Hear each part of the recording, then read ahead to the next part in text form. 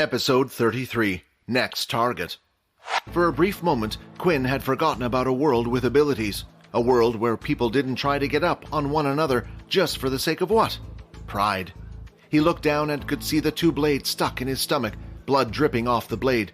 Faye had let go of the blades and took a step back with his mouth wide open, acting like everything that had happened was an accident. But Quinn wasn't buying it, and he had a good idea what had just happened. As he looked around, he managed to catch a smile on Brandon's face. Quinn then grabbed the hilt half of the two blades and, using his strength, snapped the ends off. With the other half of the blade still in his stomach, he started to walk towards Faye. "So you want to play games then?" Quinn said. "Then let's play some games. You've taken some of my blood, so it's only right that I take some of yours." As Faye heard these words, he couldn't help but move back away from Quinn. Something was different, the look in his eyes. "Why is my body shaking? He's only a level 1 user. Calm down." Then, when Quinn was only a few feet away, he swung his clawed hand out. Blood swipe! But before Quinn could finish casting his skill, his hand was knocked away by a blade. "Enough! Stop now!" Leo said as he pointed his blade towards Quinn. "Two wrongs do not make a right." "And you two don't think your plan didn't go unnoticed? I will not have students who can't follow the rules in my class. You can leave your weapons here, and you are banned from any more combat classes in the weapon hall." Just then, two military men appeared out of nowhere, standing by Quinn's side. "Take him to the doctor's office and make sure he gets treated," Leo said. "Wait!" Layla shouted. "Maybe I should go with him, make sure he is okay?" "He's a strong boy, not a young lady. He can take care of himself." Although Layla was worried about Quinn being hurt, that wasn't her main concern. It looked like from the wounds on Quinn's body that he had lost a lot of blood. Even if vampires could heal at supernatural speeds, that energy had to come from somewhere and would soon need to be replaced. After grabbing Quinn by both of his arms, after a few seconds, Quinn was transported just outside the doctor's office. "Please, get some rest once you've healed up," one of the men said before teleporting away once again. What a handy ability to have. After checking the men had disappeared, Quinn decided to head to the closest bathroom on the same floor. Nearly all the students were in combat classes at the moment, so the halls were empty. The reason why Quinn had decided to head to the bathroom rather than to the doctor's office was because he could already feel his body was healing up. His status screen also confirmed that fact. 12 of 20 HP. Just like before, as soon as Quinn was out of combat, his body was starting to heal at an incredibly fast rate. Quinn looked down, and it looked like his body had healed most of his wounds. However, it wasn't able to heal the area where the blades were stuck. "This is going to hurt." Luckily, Quinn still had his gauntlets on, so he didn't have to grab the blades with his bare hands. 1, 2, 3! He then pulled the blades out as fast as he could in one action. The pain was quick and sharp, and he did everything he could to hold in his screams. Finally, the wounds around his stomach were slowly starting to heal until suddenly he received some new messages. "Your hunger grows. Your hunger grows. 15 of 20 HP. You will no longer heal. Your HP will continue to decrease by -1 HP until human blood has been consumed." Quinn looked at the message and was trying to figure out what had happened. When Quinn did his tests, he found out that his body would need to consume blood once every 2 days. But this message had come up even though Quinn had only consumed Layla's blood this morning. It hadn't reached the time limit yet. Then Quinn thought about how the blood was able to heal his health. If it worked the same way, then that meant his body was using blood as energy to heal himself. Once this energy had run out inside his body, then he would no longer be able to heal, and he would once again have to consume blood. Quinn felt a hunger in his stomach and started to look at himself in the mirror. His clothes were all bloody, and he was in slight pain, but he still cracked a smile. That's when Quinn also noticed that his top 2 teeth had grown slightly. It was different from last time when he had panicked. This time, he felt calm. He was used to taking blood, and he already knew who his next targets were going to be tonight.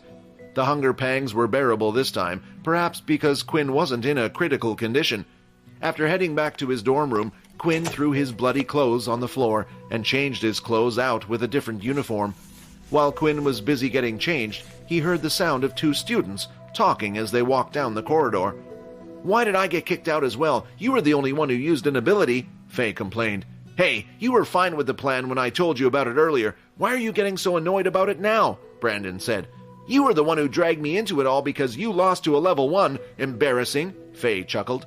Just then, Brandon slammed Faye up against the corridor wall and held him by his collar.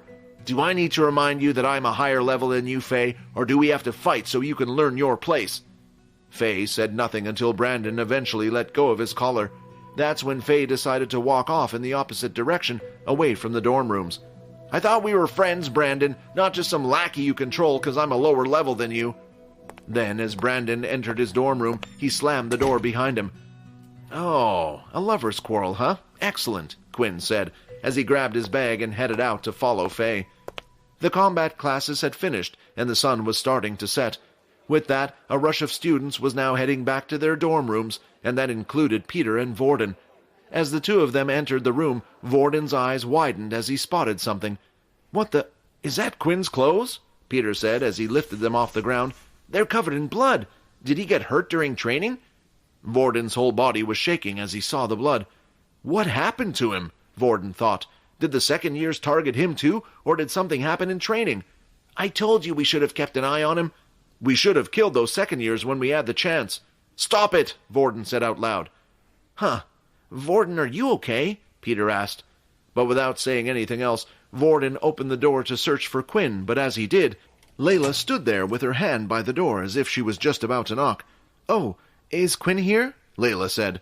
But in the next second, Vorden grabbed Layla by the hand, dragging her in, and slammed the door behind her. Vorden then immediately pushed Layla up by the door and pressed his forearm against her neck. "Tell me what happened to Quinn now!" Episode 34. Caught Red-Handed. Struggling up against the dorm room door, Layla was finding it difficult to breathe. Vorden was applying an incredible amount of force with his forearm against her neck, and his face was only a few inches away. "What the hell's wrong with you?" Layla managed to groan out. "Hey, Vorden, I think you're hurting her," Peter said quietly. Vorden suddenly started pressing against her throat even harder. Layla was struggling with all her might to get air, and if she didn't do anything soon, she was worried she might pass out. "The little one didn't like you, and the other one told me not to get involved, but in the end, I'm always the one that has to deal with things," Vorden said. Layla's face started to turn bright red. The veins on her neck were popping, threatening to explode as she struggled to breathe. "Hey, seriously, Vorden, you're going too far," Peter shouted. "Shut up!" Vorden shouted as he turned to look at Peter. "My name is not Vorden either." That's when Layla saw her opportunity. The grip around her neck loosened a little as Vorden was distracted. She reached down into her quiver that was attached to her waist and pulled out one of her arrows, then proceeded to stab the arrow into the top part of Vorden's thigh. "Ah!" Vorden cried as he flinched and let go of Layla. Layla then quickly pulled out another arrow with her telekinesis ability and hovered it right in front of Vorden's face. "Don't you dare move, you psycho!" said Layla. "I swear if you do, I will not hesitate to shove this arrow right in your head." Peter started to panic at the situation that was happening in front of him. There was no way he could jump in the middle of these two. He was too scared of getting hurt himself. "I don't even know why Quinn asked me to look out for you. If you ask me, he's better off without someone like you." "Wait, Quinn really said that?" Vorden said in a gentle tone. "Look, I'm sorry about what just happened, but I just want to know what happened to Quinn." As Vorden said these words, his eyebrows were slightly twitching. His personality had taken a complete 180 turn, and Layla didn't know what to make of it. For some reason, something was telling her that this boy was dangerous, and if she could, she would have nothing to do with him. But right now she needed to find Quinn. Who knew if he was going on another rampage right now? She was the only one that knew Quinn's secret, and Quinn needed her. "It was just an accident at the combat classes today," said Layla. "He wasn't at the medical bay, so I thought he was in his room, but it looks like he already left. I wouldn't worry about it." Layla then recalled her arrow back into her quiver and walked out of the room in a rush. Then, as soon as she left, Vorden lifted the arrow out of his leg with the copied telekinesis ability and threw the arrow to one side. "Hey, are you all right, man? You kinda acting a little strange there," Peter asked. "Yeah, I'm fine," Vorden said. "She's lying to you. Did you see how she rushed off like that? Something's up. Let's follow her." "Or we could try asking the other students who are in the same combat classes as Quinn. They might be able to tell us who did this to him." "Oh, payback, I like it. Then on the way back, maybe that pretty girl can get into an accident." "No, I told you, she's just Quinn's friend. Can't you see she's just as worried about Quinn as we are? She's a good person." "Well, I don't like her." I agree. We should get rid of her. Vorden, are you okay? Peter asked again. You've been standing there looking at the floor for a while now. Huh? Oh, yeah. I just need to head off to the doctor's office, get this wound checked out on my leg. I'll be back when I can, Vorden said as he left the room and headed outside. Quinn had been following Faye from a safe distance for a while now, but it didn't look like he was heading out of the school, and time was running out. 12 of 20 HP. If he lost any more health, he would have to go search for Layla and find his target another time. However, Quinn felt like he would never have an opportunity as good as this one again. Very rarely was there a time when people would be on their own, and especially one that Quinn had a grudge against. That's when Faye started to head up the stairs and eventually went up to the school roof door. After reaching the closed door, Quinn quickly moved and opened the door ever so slightly and started to peek through. Quinn glances around the rooftop feeling happy for his luck. Faye was the only person he could see up there. Lady Luck is on my side today. Quinn then took the mask out from his bag and put it on his face. Before he moved onto the rooftop, he used a rag of ripped cloth from his old uniform and wrapped it around his watch to hide his power level. There weren't many other level 1 users who used gauntlets in the whole school. If Faye was to see his power level on his wristwatch, it would be a dead giveaway. As soon as Quinn would open the door, he knew the metal creaking sound would notify Faye that someone else was here. He needed to do everything as quick as possible. Ready and go! Quinn then pushed open the door and ran over to where Faye was in an instant. And as soon as Faye turned around, he could see was the red bloodlines in the shape of a claw coming out from a mysterious masked man. What the? Faye was too slow to react, and all he could do was lift his hand, but the blow was extremely powerful. When the red lines touched his skin, it immediately caused blood to be drawn. It felt like 5 sharp knives were cutting him at the same time. Not only that, but the force was so strong, it managed to throw Faye into the air. With his 12 strength and extra 3 from the gauntlets, Quinn now had a total of 15 strength, and then the gauntlets also increased his attack power by 5%, making the attack far stronger than Quinn had predicted. Faye continued to fly into the air until his body had hit the back of the gated fence. He then collapsed on the floor and passed out. 11 of 20 HP. Faye didn't even have the chance to use his ability to fight back. It was over in an instant. Blood started to drip from his arms and began to create a small puddle of blood, and before Quinn realized it, his teeth had grown into fangs. He slowly walked over to Faye and could feel his heart beating faster. The sweet fragrances were getting stronger, but Quinn didn't care about the blood that was on the floor. He was more interested in the single vein that he could see pulsating through Faye's neck. Quinn then lifted Faye slightly off the ground and without even thinking about it, sunk his fangs into Faye's neck. Quinn continued to drink Faye's blood until multiple notifications had appeared. 20 of 20 HP. Blood bank has been filled 100 milliliters. A positive blood type has been consumed. +1 strength stat. 50 EXP has been awarded. As Quinn was enjoying the last few drops of blood when the sudden sound of the roof door being opened was heard. Huh? So why did you want to meet me on this roof again? Loop said, rubbing his head. Then, when he looked up, he could see his friend covered in a pool of blood and a masked man with his teeth in his friend's neck. You monster! Get off of him! Loop shouted. Episode 35. Heal Me. Inside one of the dorm rooms, Peter was waiting inside patiently for either Vorden or Quinn to come back. Usually, he would have gone off with Vorden, but the way Vorden had acted earlier had given him second thoughts. Even if Vorden was worried about Quinn, it made no sense for him to attack someone as soon as they opened the door. It was irrational, and not just that, but something stuck out to him at the time. The fact that Vorden said that Vorden wasn't his name. Peter wasn't exactly sure what he had meant by that. While Peter was busy worrying about the others, there was a sudden knock at the door. Are they back already? Peter said as he answered the door. When he opened the door, though, Peter immediately tried closing it, but a hand had come out and held the door open. Looks like he's not here, Momo said, looking around the room. It was Momo who was at the door, and behind him, he had 2 other second-year students. Peter didn't have a good feeling about this. He remembered the last time they had met and how he had given Vorden a warning. Not only that, but one of the second-year students standing behind Momo, Peter recognized as well. When Vorden was taken away to the assembly hall, one of the second-year students stood outside as a guard and wouldn't allow Peter to go past him. "Well, since you're the only one here, why don't you come with us?" Momo said. "We have some plans, and we think you might be the perfect person to help us." Peter felt like he had no choice but to listen. Momo was a level 6 user. He was stronger than any of the current first years, and he knew if he refused, he would become a target. Before, Vorden would have been able to help him, but not against these guys. They were too strong. Back on the school rooftop, Loop had just arrived to see his friend being held by what looked like some humanoid creature. Loop and Faye had agreed to meet on the roof to discuss what combat classes they should change to now that he and Brandon had been kicked out. When Loop had arrived at the roof, he was surprised to see his friend lying there covered in blood. It was dark, so it was hard to see clearly, but as the creature held Faye in his arms and was biting into his neck, he could see glowing red eyes. Loop's mind instantly went thinking that it was some type of monster, but that's when he noticed that the so-called monster was wearing the same school uniform as them. An object started to grow out of Loop's body. It was a long, thin, white piece of bone that was the same size as a small sword. He pulled it out and threw it straight at Quinn. The flying sword bone flew straight at Quinn, but he knocked it away with his hand. Almost straight after, another piece of bone came at him, and behind it was Loop running right towards him.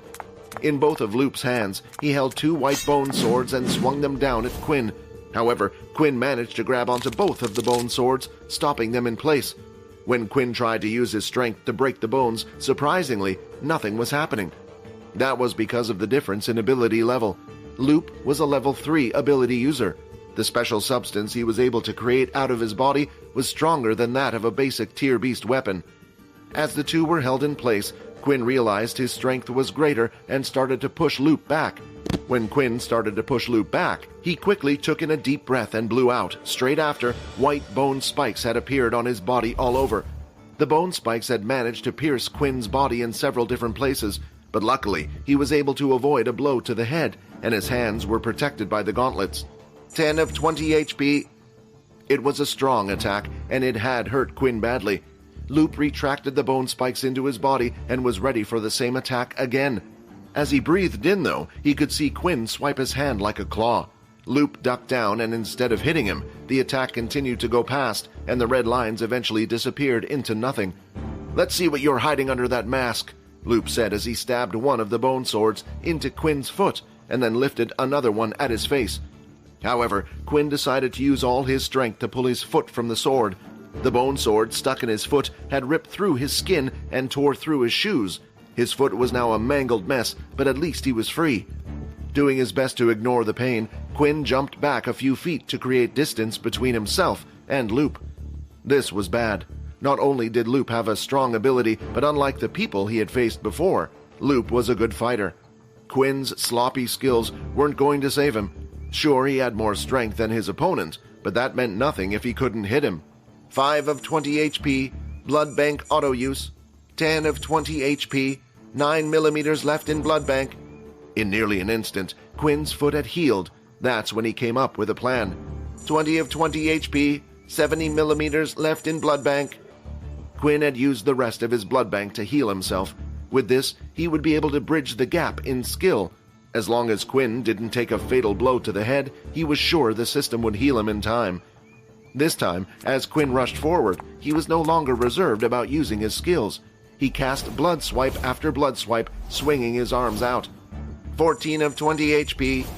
He had thrown a total of 6 blood swipes in rapid succession.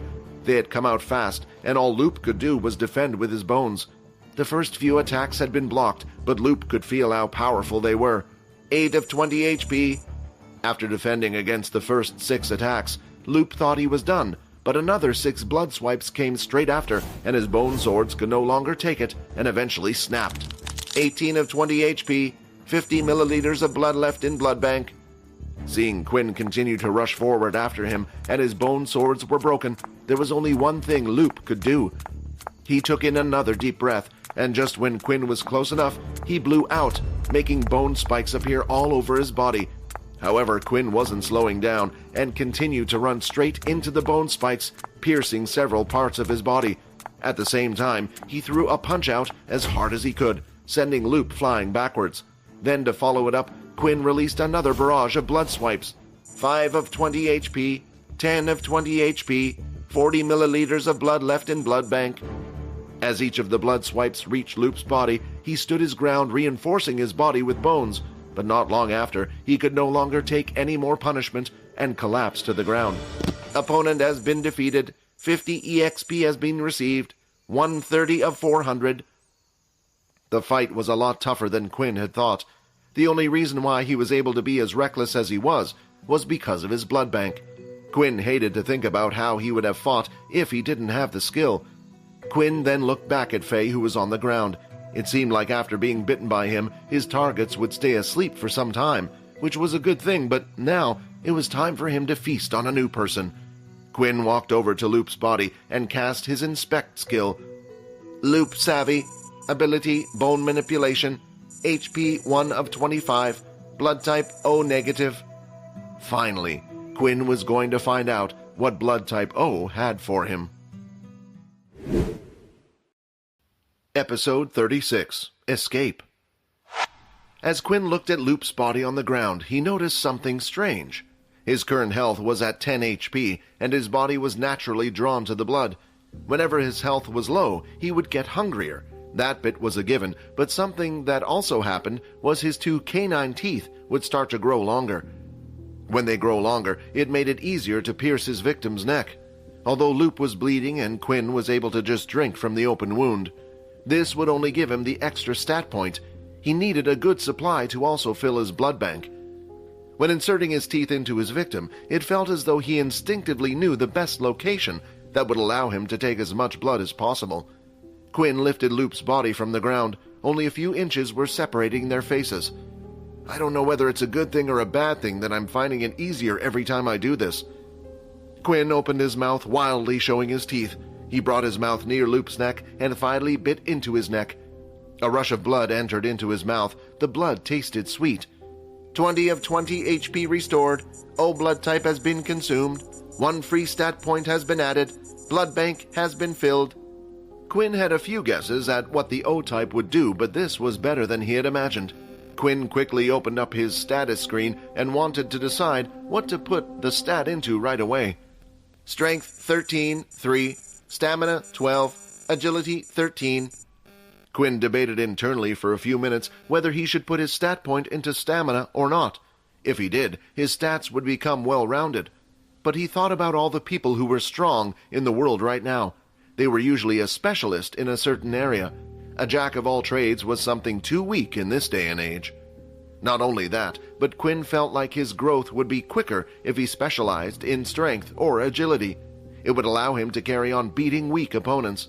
Then, when he needed to, he could increase his stamina points at another time. It wasn't like Quinn was going to be facing an army of opponents anytime soon.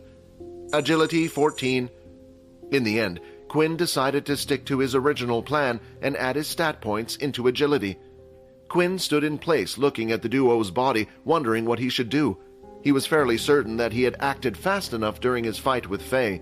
He hoped that he hadn't seen anything that could give him away, but he couldn't say the same for Loop. When Quinn started to inspect Faye's body, he noticed that the bite marks on Faye's neck from Quinn had already disappeared.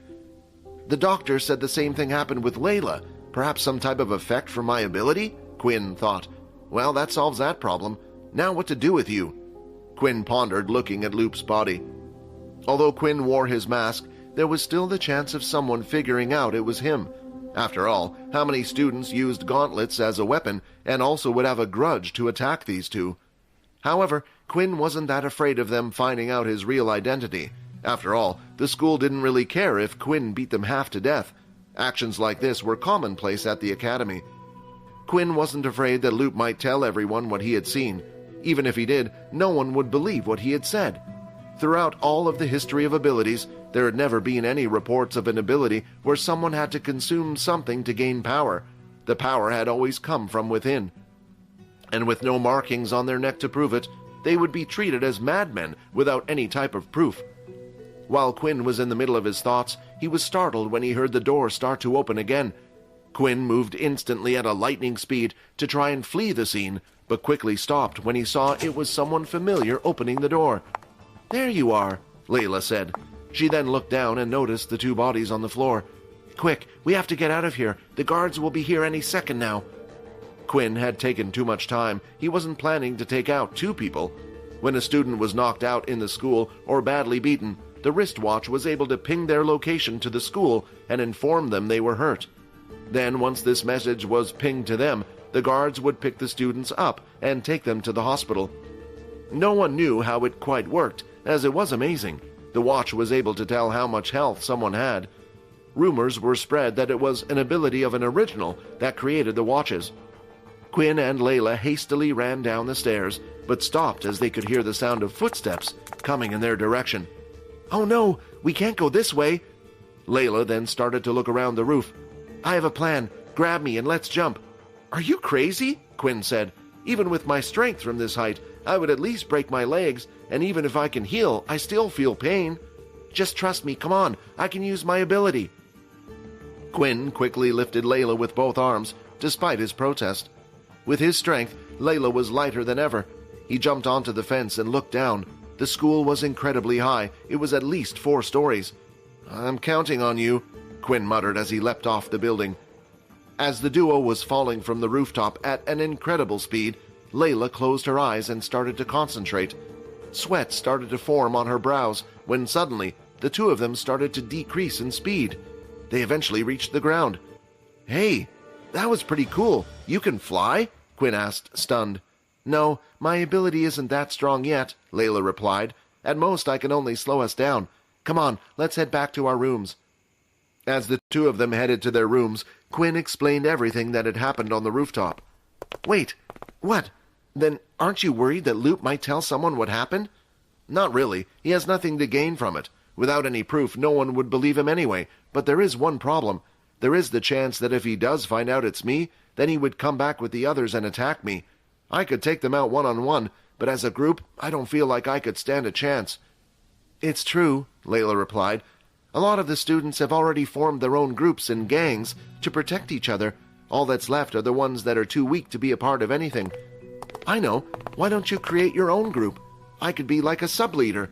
Of course, we would keep your thing a secret." "That's not a bad idea, especially if in the future we get targeted even more.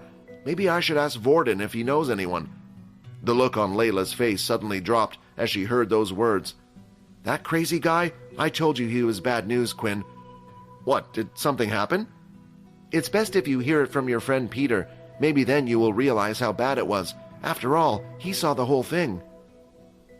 In the doctor's office, the two students who had been beaten on the roof were currently lying on hospital beds. The single doctor, Haley, was busy as usual, and especially at night when the guards gathered the beaten students. How can the school just let these sorts of things happen? Surely there's a better way, Haley thought. As she went to check up on Faye, she noticed he was now sleeping calmly. After healing the claw marks on him, and there wasn't anything unusual. However, when she looked at Loop, something had caught her eye that concerned her. In a certain spot on the boy's neck, there were 2 small puncture wounds similar to that of a snake bite. She had seen these signs before on another student, and just like before, the wound was already starting to heal itself. Haley then tapped her watch and waited a few moments for it to connect. "Hey, General, I believe there might be a stray beast roaming around the school." "What? That's impossible. We have seen no signs indicating the presence of one," the voice on the watch replied. "But there have been some strange signs on 2 students. I'm a little bit worried," Haley said. "Please, for me, would just investigate it?" Fine, whatever you want. How can I say no to my daughter?" Just then, though, as Haley got off her call, 2 military men came rushing in with another student on their back, soaked in blood. "Hurry, the student is in critical condition," the guard shouted. They quickly placed the student on the bed, and Haley quickly got to work. She tried and tried to use her abilities, but it was useless. The student was already too far gone. He had died. Haley then tapped her wristwatch once again to open up a digital report log. "Report, confirming the time of death 9:30 p.m., a first-year student named Brandon Richardson." Episode 37, I'm Sorry. When Quinn had arrived back in his dorm room, he was surprised to see that neither Vorden or Peter seemed to be there. "It's nearly curfew time. I wonder what they're doing out so late." It was a shame because Quinn was hoping to either ask Peter or Vorden what exactly happened between them and Layla, but with it getting late and Quinn low on energy, he decided to get some sleep ahead of the others. And as soon as his body had hit the bed, he was out in an instant. He didn't even change his clothes, and he just laid there on top of it like an old drunk man. A few moments later, and Peter was the first to arrive back in the dorm room. He slowly entered the room and didn't even acknowledge the fact that Quinn had returned. He walked slowly over to his bed and placed the quilt over his head, slightly shaking. Then, soon after, Vorden had arrived. He could see a bulge wrapped underneath the sheets on Peter's bed. Then Vorden noticed that Quinn was sleeping. As Vorden looked at Quinn's peaceful face, he smiled. "Looks like you were fine," Vorden whispered to himself. "I'm sorry." Each one of them was dealing with their own problems, yet not one of them knew of the others. With a lot on their mind and no one to share it with, they had to sleep with their demons that night. As Quinn woke up, he was greeted with his usual morning message. "Daily quest complete. Avoid direct sunlight for 8 hours. 135 of 400 EXP. Quinn was satisfied with his growth in strength, however. He couldn't say the same about his leveling speed. He was currently only level 3 and had 2 skills he could use. Unlike other abilities where they gave you the control of something, Quinn's skills were a one-action type thing. If Quinn wanted to be on an even playing field with the higher-level ability users, then Quinn would need more skills. After fighting with Loop yesterday, Quinn realized he needed a few things. The first was he needed to get better at fighting. Although his skills had been fine with defeating low levels so far, he couldn't say the same when it came to opponents who knew how to fight. It was only because of Quinn's blood bank yesterday that he was able to win the fight and fight recklessly. This meant he needed to learn some hand-to-hand combat skills. The second thing was he couldn't go out fighting students every day. Yesterday was a close call, and he still didn't know if Loop knew it was him or not who attacked. If he wanted to keep this thing a secret, he would have to limit his activity at night, or get strong enough so he didn't have to rely on the gauntlets, which were a dead giveaway. That left him with a new goal. When checking out the system, Quinn remembered that there was a shop function that would only open at level 10. This was now Quinn's new target. He had no idea what the shop would detail, but so far the system hadn't let him down. When Vorden had woken up, he acted like his usual self, as he always had done, in front of Quinn. "Hey, did you get a good sleep?" Vorden asked. "When I came in yesterday, you were completely knocked out." "Yeah, I was pretty worn out yesterday after combat classes." "I heard you got in an accident. Is everything okay?" Vorden asked. "As you can see, I've made a complete recovery. You don't need to worry about me." "Hey, seriously though, Quinn, if you're getting bullied or hurt, just tell me. I know we said not to help each other out so the second-year students wouldn't get involved, but I can handle them, don't worry." Quinn smiled back at Vorden. He couldn't understand what Layla was so worried about. The Vorden in front of him was now the Vorden Quinn grew to like. Sure, he seemed to have his problems and lash out at times, but who didn't? Not wanting to ruin the nice atmosphere between the two of them, Quinn decided that he would ask Peter, once the two of them were alone, what happened. Besides, if he asked Vorden, there was a chance he would get a one-sided view of the events. As Peter woke up, Vorden greeted him too, but Peter only said very few words back. Now, even Peter was acting strangely, Quinn thought. "Is everything okay, Peter?" Quinn asked. "Huh? Yeah, I'm fine," Peter replied as he got dressed into a new uniform, a little bit spaced out. The three of them then started to head to the canteen, and as they were walking through the hallways, Quinn had spotted someone who he didn't want to see first thing in the morning. It was Loop. But as the two of them locked eyes, Loop instantly started to break out into a sweat, and his hands were shaking uncontrollably. When the two walked by each other, Loop stopped and called out to Quinn. "Hey, is it okay to talk to you in private?" Loop asked. Quinn immediately started to look around to see if there were any of Loop's friends nearby. If Loop was calling out to him, it was most likely because he had figured out that Quinn was the one who had attacked him and Faye. Quinn had put this into his calculations that they might group up to attack him, but he didn't think something would happen so soon. However, when he looked around, there was no sight of Brandon or even Faye nearby. With multiple students surrounding them, Quinn felt like it was unlikely that Loop would try anything here, and even if he did, he could at least defend himself without revealing his skills. "Hey, is everything okay?" Vorden said in a stern voice, not breaking eye contact with Loop. "Yeah, it's fine, Vorden. You two go ahead. I'll catch up with you in a bit." As Vorden and Peter walked away, Vorden couldn't help himself. He kept staring back at where Quinn was. The two of them then walked off to a nearby classroom just down the hallway to the canteen. It was breakfast time, so classes hadn't started yet, and the classrooms were empty. Of course, Quinn made sure to stay by the door just in case Loop started to attack. That way, he could run out into the hall where the rest of the students were. Loop stood there nervous and fidgeting. It seemed like he was struggling to get his words out until he finally spoke. "I'm sorry about yesterday," Loop said as he bowed. "I know we hurt you in training and you probably coming back at us for revenge, but please forgive me." Quinn was speechless. This was unexpected, and he didn't have a clue what was going on. "I promise I won't tell anyone about your secret. Please, whatever you do, just let me live. I won't bother you again, and no one will ever know anything happened." Although Quinn had his suspicions that this was all an act, it seemed like Loop was genuine. Either that or he was the best actor in the world. But what Quinn didn't understand was what on earth had happened to get Loop to act like this. "Thanks for keeping my secret. Besides, I don't really have a grudge against you. Although your friends were the one to act on me, you didn't do anything. You were just trying to help your friends," Quinn said. Thank you for sparing me," Loop said.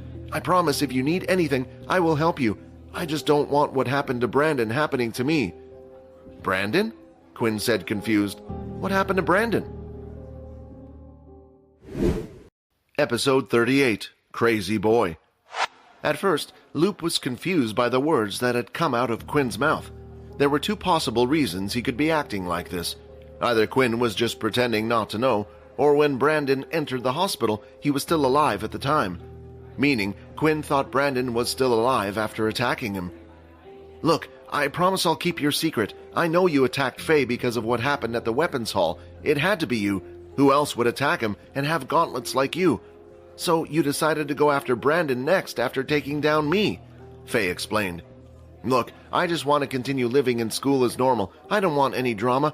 I don't know why you're hiding behind that fake power level of yours, but please, I just don't want to get involved and I'll stay out of your way."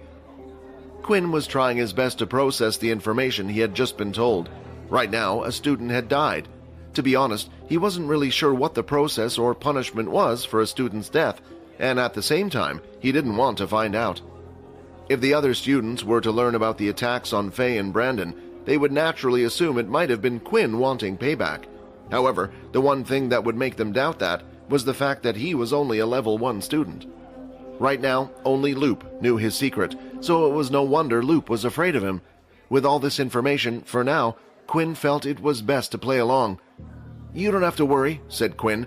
"Like you said, you were only protecting your friend, and you didn't actually do anything to hurt me during the combat class.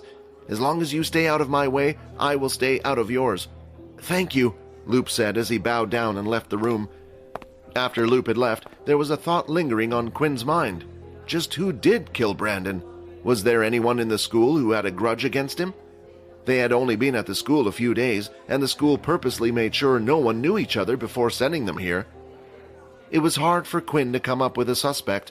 All he knew about Brandon was what had happened at the combat classes. If a petty person like him was able to plan an attack like that, then perhaps he had made many enemies already.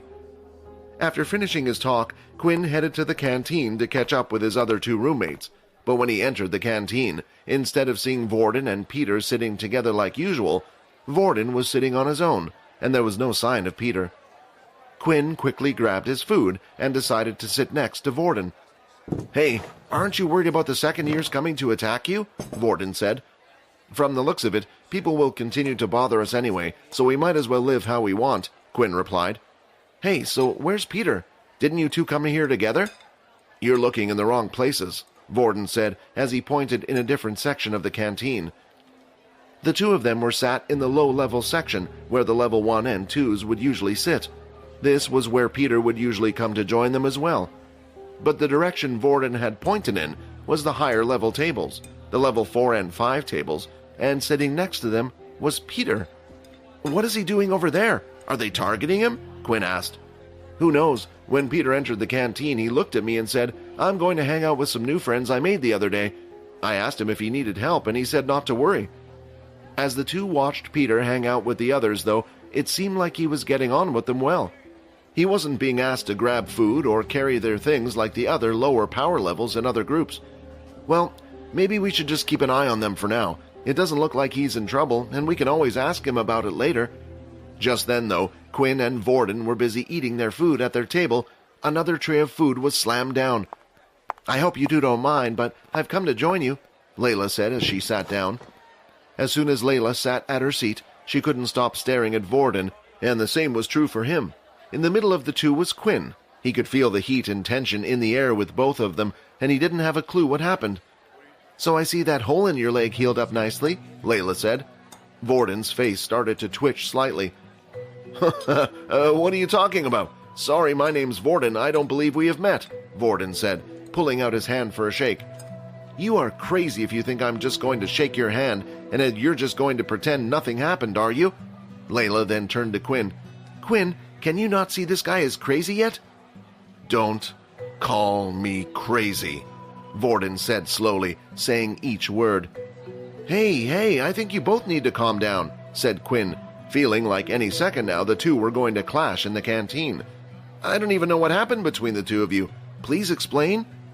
"This crazy boy attacked me when I went to your room last night. Look," Layla said as she pulled down her uniform slightly to reveal the red marks on her neck. "I kept telling you, Quinn, he's dangerous. Leave him." Vorden was visibly shaking at this point, but it was hard to tell if it was with anger or something else. "I said, don't call me crazy." And again, just like last time, Vorden slowly said each word, one by one.